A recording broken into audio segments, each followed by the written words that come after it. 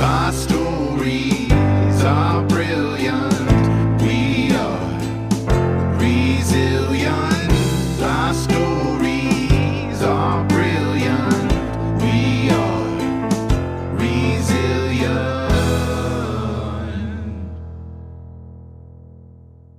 Welcome to Resilient with Jen Chambers. This is the podcast where we explore how to embrace our strength, how we face life's challenges, and how we build resilience. Each episode, we tackle different ways to find courage, how to deal with setbacks, and how we live life on our own terms. I want to start today by giving you a little intro to who I am and why I want to learn all about how to be more resilient. When I was 15, I was in a car accident and I got a traumatic brain injury. This accident erased all my memory before that point. I basically had to relearn every facet of life, everything you can imagine. From eating to speaking to the idea of numbers, still a problem for me, to how to write. After I'd recovered for a while, I eavesdropped on a conversation between my parents, my army of therapists, and the lawyers, as they made a literal list of things I'd never be able to do. I've made it my mission in life pretty much to do everything on that list. Even as I was also diagnosed with a chronic disease that's so rare that they might name it after me. I guess that's lucky. I'm not quite through my list yet, but I keep at it. Resilience is my religion, you might say. Today we're diving into something hard for me and something I think everyone can relate to, the fear of failure. Failure, just hearing the word might give you that uneasy feeling in your stomach. The fear of failure is something we all know, and for some of us, it can be paralyzing.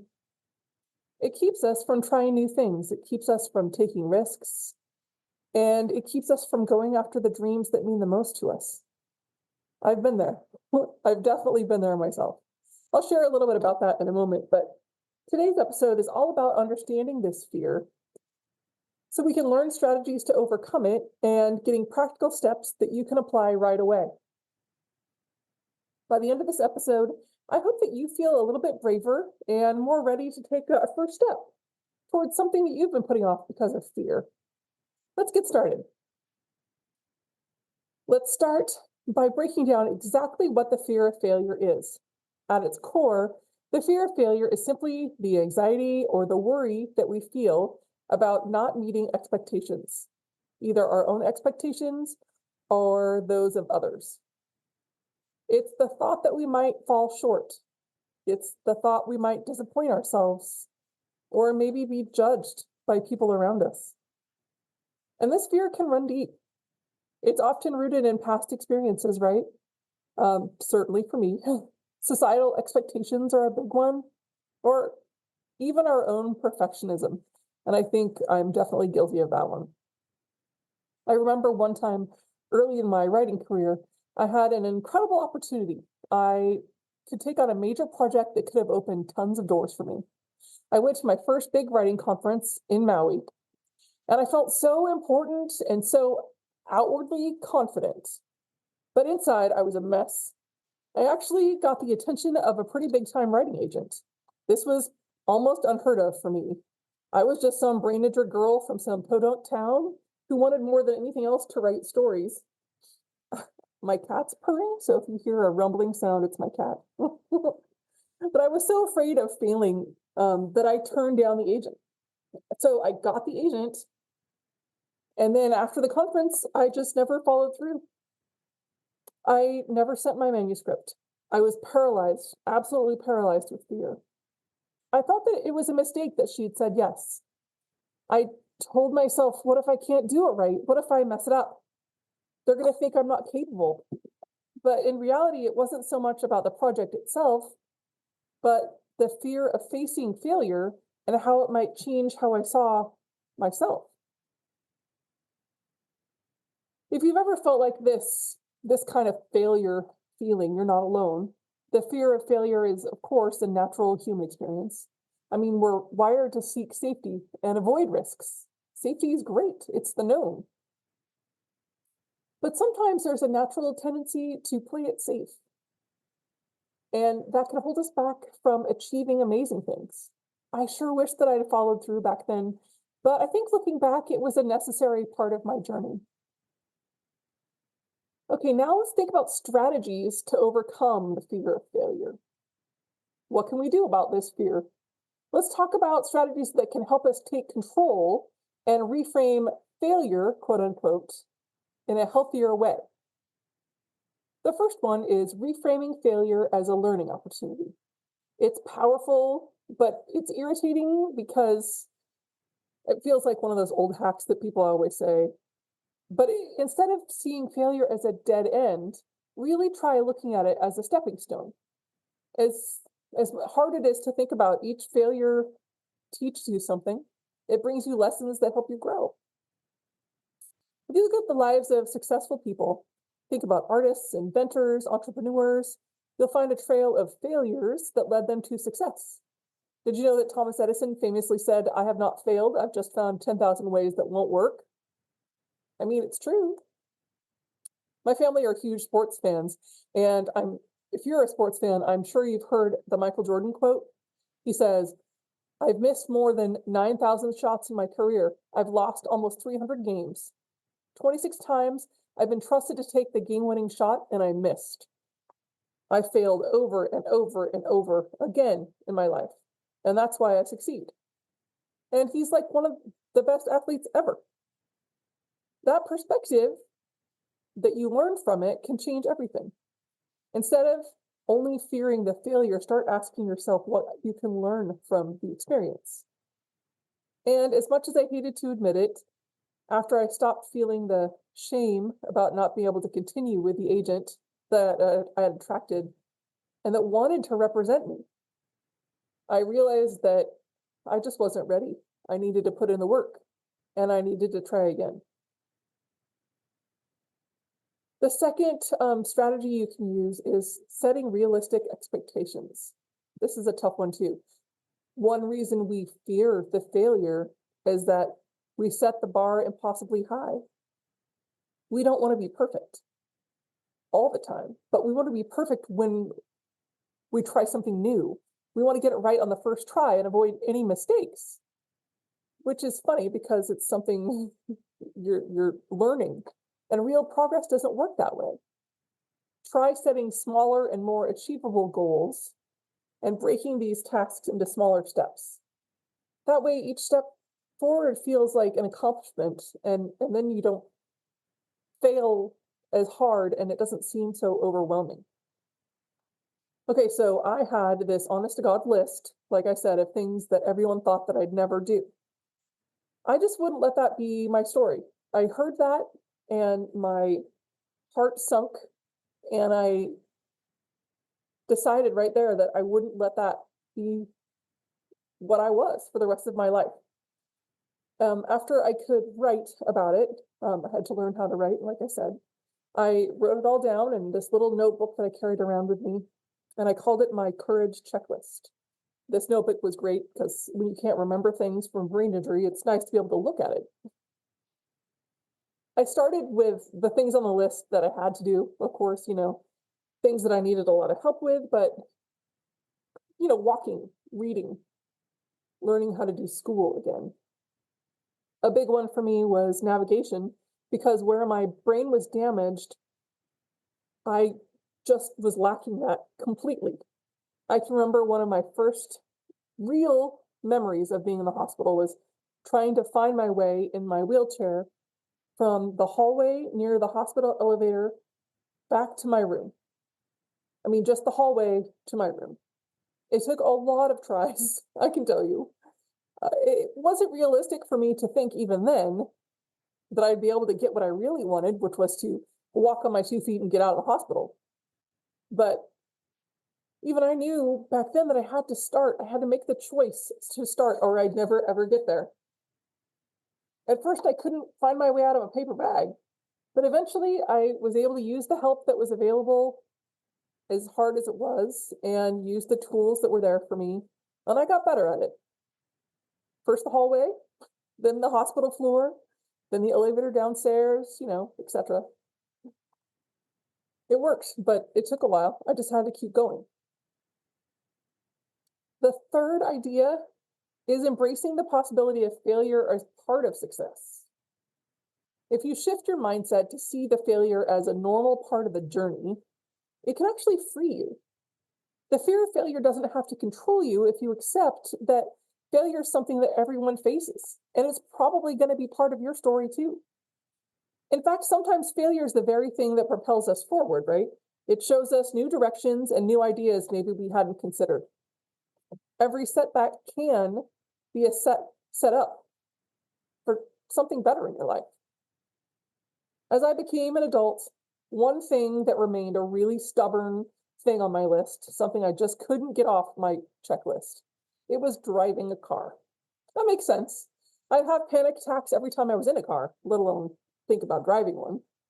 But as time went on, I was able to be in the car while we drove past where the accident happened without crying. This sounds bad, but I grew up in a tiny town, and to get to the hospital every day for my outpatient therapy, there's only one road that went to the bigger town where the hospital was. So we had to pass it every day. But after a while, I could open my eyes the whole time, and it got easier. I took driving lessons after high school when I was in college. Actually, I did it more than once. But every time I tried, I had to stop when I got to the driving portion. It was fine in the abstract, but the actual doing of it, just, I just couldn't get past it. So I shelved it for a while. I think that's an important thing too, is that if you know that it's not going to work right now, you can come back to it later. I focused on other goals. And it's funny, when I felt ready to drive really for real, I was almost 40. But you know what? I did it. I actually made it my goal to get my license before my oldest son got his. And I did by like 2 weeks. But I did it. I don't love driving, but I can get to the store and I can get to soccer practice and the doctor and the library and all the important stuff. So it doesn't have to be perfect. You just have to do it. Okay, so let's make this practical. Let's think about 3 actionable steps that you can start using today to help you manage and overcome this fear of failure. The first, we kind of talked about it a little bit, but it's starting small. Take a small risk that you might normally shy away from. Maybe it's speaking up in a meeting or trying a new hobby, but by taking these small steps, you build confidence and you show yourself you can face failure and survive it. Over time, these small wins, they stack up and they help you feel braver with the bigger goals. I was so nervous to talk to people, even way after my recovery, because I still felt like everyone I talked to could tell that I was brain injured. I don't know why I thought that. It's not like there was a sign on my forehead. But I thought I'd say something wrong or something would tip them off. So I just couldn't speak to people. It was really scary. I guess I still had a speech impediment, a speech problem at first, because that part of my brain was also damaged. So that does make sense too, but I'm talking about way later. I was offered a really big opportunity to speak in a giant conference across the country in a different state. And I said yes, but I didn't know how I would get there. It's not a small step saying yes to something huge like that. But after I did that, I backtracked and I booked myself into a bunch of smaller gigs in my city and my state in the 7 months or so beforehand. I spoke at libraries and schools and bookstores and things, and I was still terrified at the conference, but it ended up going pretty well. The second idea that is actionable for you is maybe cultivating that growth mindset. Again, it's easier in the abstract, but the growth mindset is the belief that your abilities can improve with effort and with learning. When you have a growth mindset, you think of challenges as opportunities rather than obstacles. Instead of saying, I'm not good at this, so I won't try, say, I can get better if I work at it. It's a really small shift in mindset, but it's life-changing. It transforms that fear into excitement for learning and for growth. The third one is practicing self-compassion. I talked about this just briefly also, but when we do experience failure, it's easy to beat ourselves up. I'm not great at this one. I keep practicing. But being harsh with ourselves isn't helpful. It only makes the fear of failure worse. Instead, try being kind to yourself. Remind yourself that everyone struggles, everyone fails, and it doesn't define your worth. Practice self-compassion by talking to yourself the way that you would a friend or a child. I had a therapist once that wanted me to talk to the little me inside every time I was trying to say something mean to myself or not be kind to myself, to really think about me saying it to me as a little person. And it did help. Tell yourself it's okay, I'm learning, and I'll get better next time. Self-compassion like that allows us to bounce back faster and keep going even when things don't go as planned. I mean, I didn't learn to drive the first time I tried, but I did it a lot in a lot of different ways. I also use something that works for me. It doesn't work for everyone. I use some tapping exercises, some methods to kind of slow myself down when I am tempted to not be compassionate to myself. And it helps me realize that my reactions are just the visceral kind of reactions, your kind of knee-jerk reactions. What I like to do, I like to tap my collarbone and my upper chest area lightly. That works for me just for a minute or two. And it's not very visible, which is good if you're somewhere public. I also, if you're somewhere public, you can tap the side of your hand under your pinky. Those are both good spots to release tension. And again, it's another spot where maybe nobody can see. So you can practice it on yourself, and then it really does help you just kind of relax and know that you have to take a break, take a breath. Breathing is a wonderful way to help practice self-compassion. And in almost any circumstance, you can give yourself 30 seconds, a minute to just breathe and relax into things. So let's recap. Today, we talked about understanding the fear of failure. We talked about recognizing that it's a natural experience, and we explored some of the reasons why we fear it. Then we discussed strategies like reframing failure as a learning opportunity, setting realistic expectations, and embracing failure as part of the journey. And finally, we talked about 3 practical steps: starting small, cultivating a growth mindset, and practicing that self-compassion. Remember, the fear of failure, it doesn't have to hold you back. Courage is about never being afraid. It's about feeling the fear and moving forward anyway. Each time you step forward, you build that resilience. And resilience is what keeps us going, even when things get tough, because they're going to. That's just the nature of things. If you're interested in diving deeper into this topic, here's a few resources I recommend. There's a book called Mindset, The New Psychology of Success by Carol Dweck. There's a great book called The Gifts of Imperfection by Brené Brown, and Brené Brown's TED Talk, which is called The Power of Vulnerability. Basically anything by Brené Brown is wonderful. These are really good resources for you to help you understand your own fears and helping you build that resilience mindset. Thank you so much for joining me in this episode of Resilient with Jen Chambers. If you found this helpful, please share it with somebody you know, somebody else who might need a little encouragement.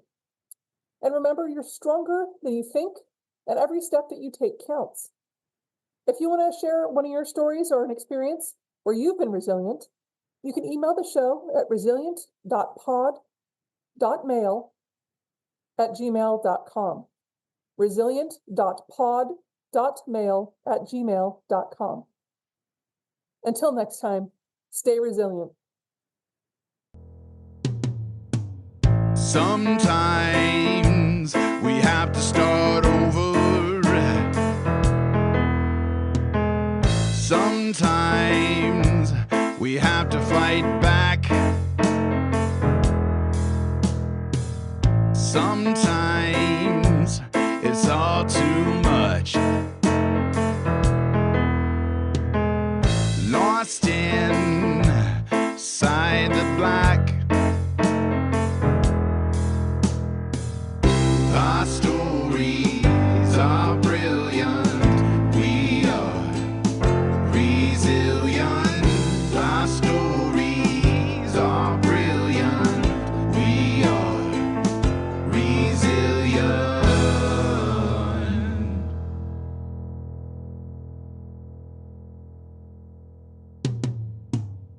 Sometimes we need to lift the voices of those who've overcome and expose the ones that made the choices